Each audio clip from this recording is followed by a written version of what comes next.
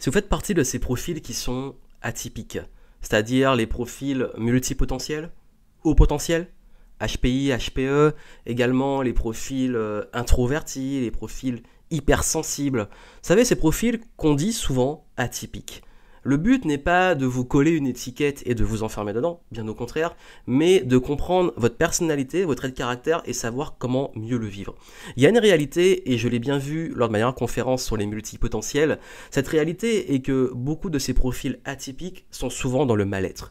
Le mal-être parce que la société n'est pas adaptée à ces codes, à ce type de personnalité, que ça soit quand on est multipotentiel, où on nous dit de nous enfermer dans une voie, de rester focus, de se spécialiser, que ça soit quand on est également HP, où les autres ne comprennent pas notre comportement, nos réactions, et que parfois on se pose 10 000 questions et on se demande qu'est-ce qu'on fout là, que ça soit les profils introvertis, où quand on n'a pas forcément envie de parler, qu'on n'a pas forcément envie d'aller voir tout le monde, mais on se dit mais ça va être difficile de pouvoir développer soit un réseau ou un business avec ce trait de caractère.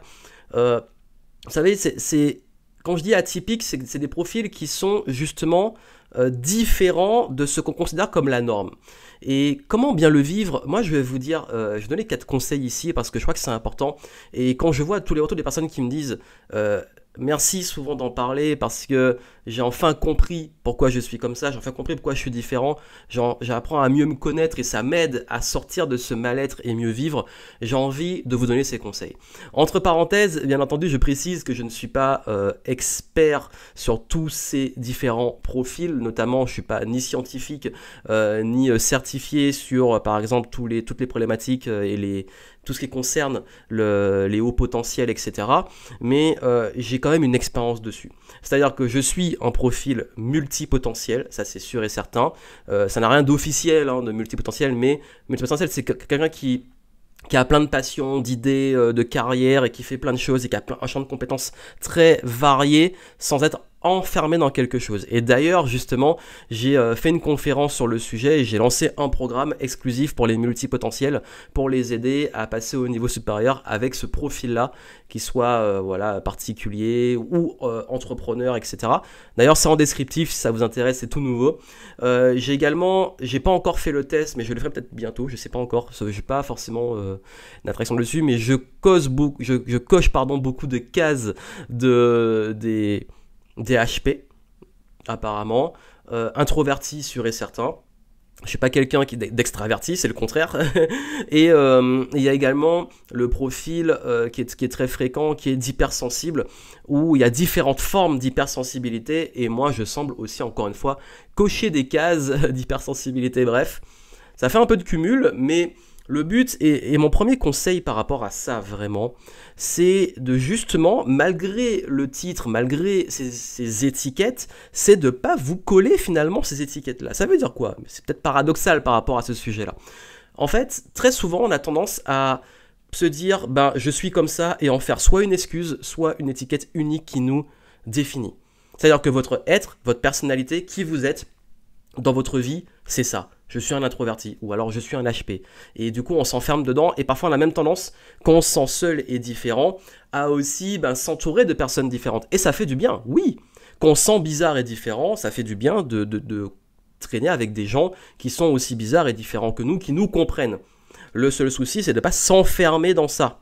Et surtout, le problème n'est pas de se faire des communautés et de s'entraider dessus. Le problème est de s'enfermer dans ça contre les autres. Genre, je suis un introverti, donc je suis meilleur que les autres. Je suis HP, donc je suis meilleur que les autres. D'ailleurs, très souvent, les HP, justement, n'aiment pas cette étiquette-là. Je suis multipotentiel, donc ça veut dire que moi, je peux tout faire et je suis meilleur, encore une fois, que les autres. On n'est pas contre. On est différent, on apprend à se connaître, mais le but de mieux vivre ça, c'est de mieux aussi s'intégrer, s'épanouir, pour aussi s'ouvrir. Et c'est très important de sortir de ce jugement.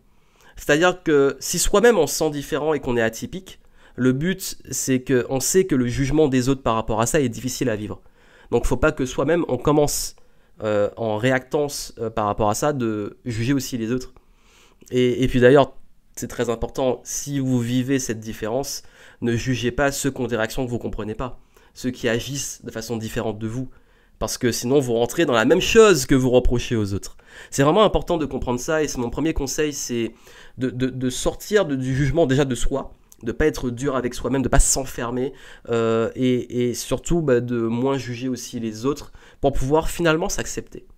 S'accepter. Parce que ça sert à quoi tout ça? À mieux se comprendre, à mieux se connaître. La connaissance de soi, c'est la quête de toute une vie. Et d'ailleurs, ça m'amène au deuxième conseil. Travaillez la connaissance de vous-même et le respect de vous-même, mais aussi des autres. On dit souvent que le rapport avec les autres, c'est un rapport avec soi-même. La qualité du rapport que vous avez avec les autres et avec le monde, c'est le rapport avec vous-même. Parce que le monde n'est finalement que la perception à travers vos filtres. Nous avons tous une vision du monde qui est totalement différente. Ce qui veut dire que plus vous vous apprenez à vous connaître, et donc par conséquent à vous accepter et à vous aimer aussi, comme vous êtes, plus ça va refléter une vision du monde qui est, faut le dire, positive.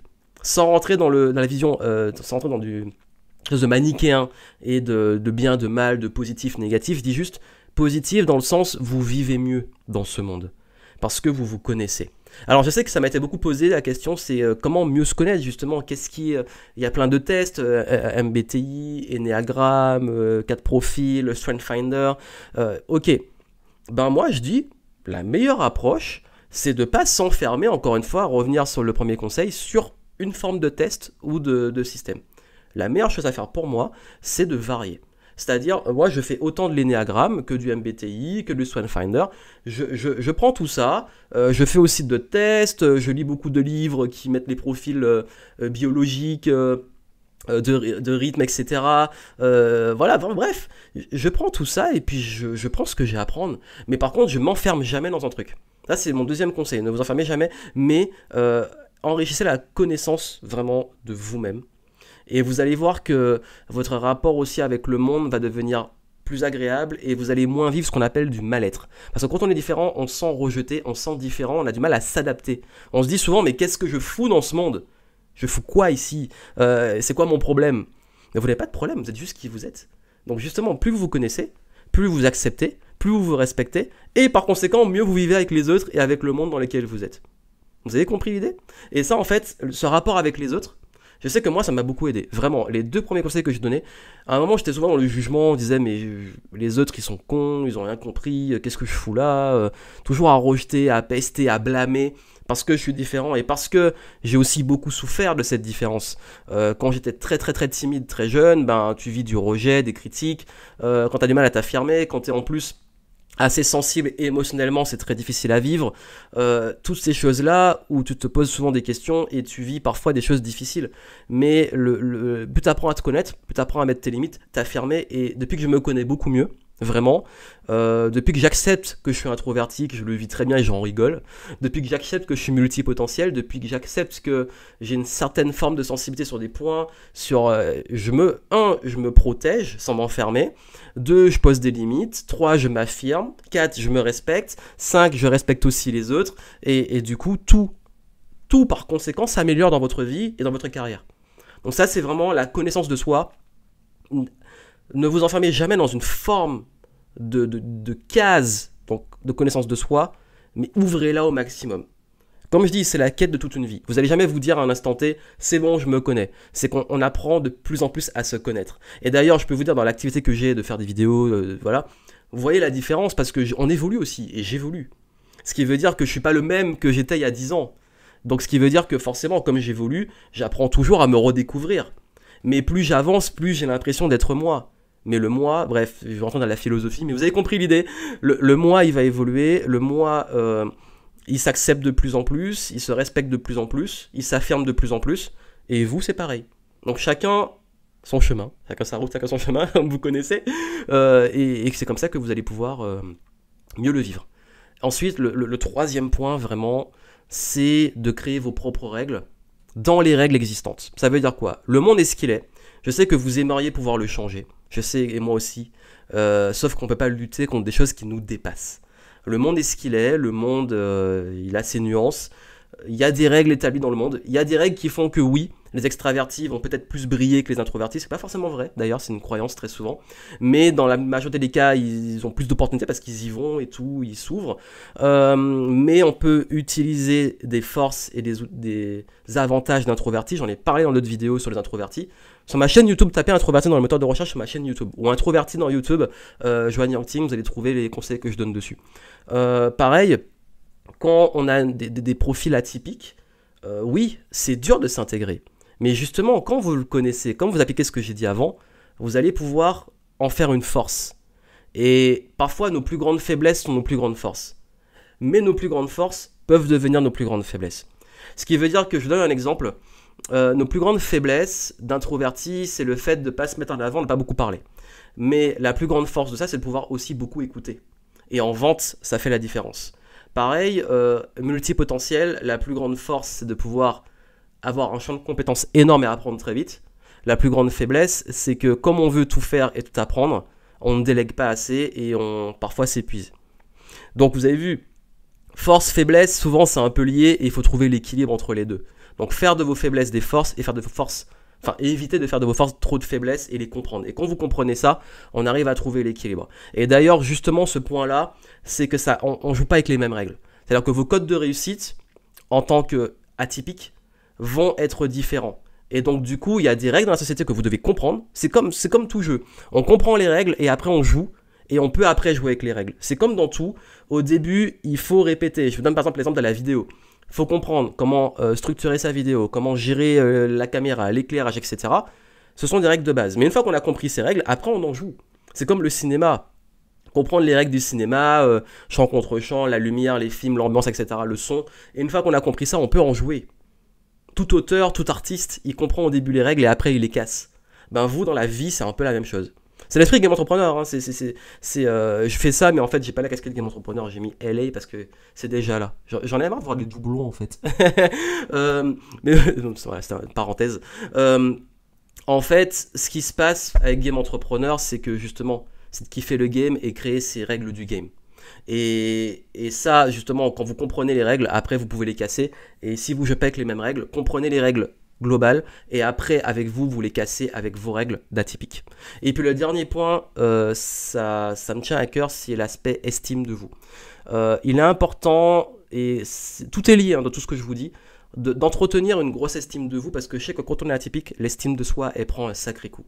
Elle se manifeste sous plein de formes, hein. Syndrome de l'imposteur, perfectionnisme, beaucoup de peur, de croyances limitantes, etc. Et tout ça fait qu'on peut se retrouver très très vite en marge de la société ou en perte d'estime de soi. Et c'est dur. Et je sais de quoi je parle. Donc mon meilleur conseil par rapport à ça, c'est de toujours continuer de travailler. Ça se travaille. Votre estime de vous, votre image de vous, aussi votre confiance en vous.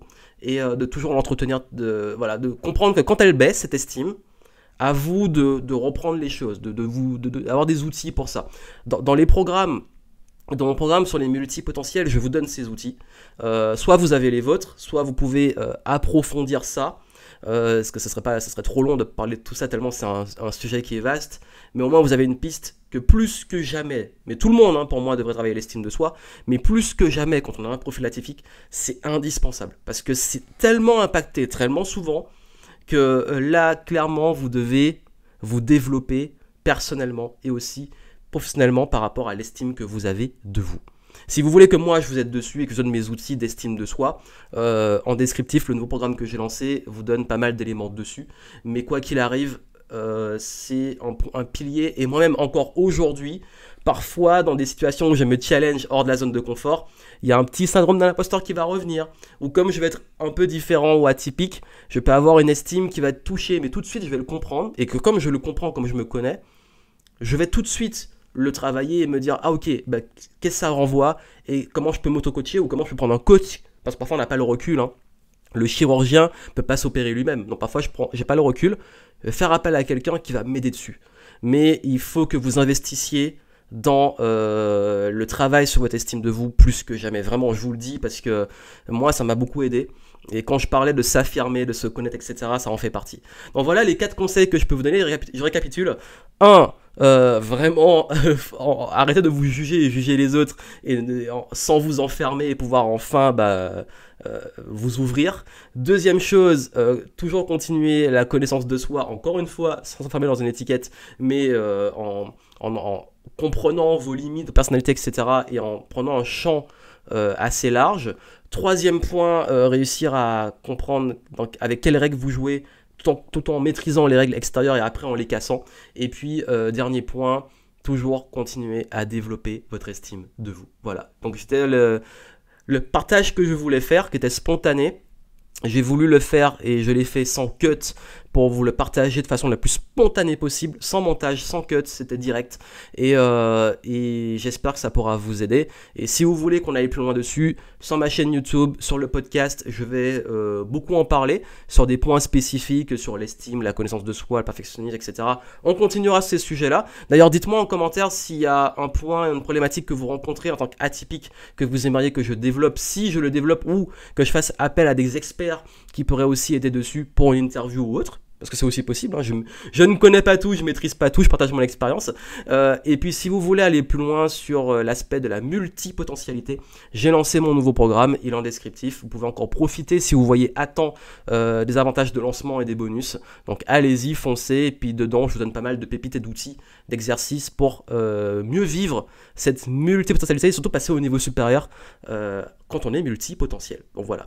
Plein de succès à vous, on se retrouve très vite. À très bientôt.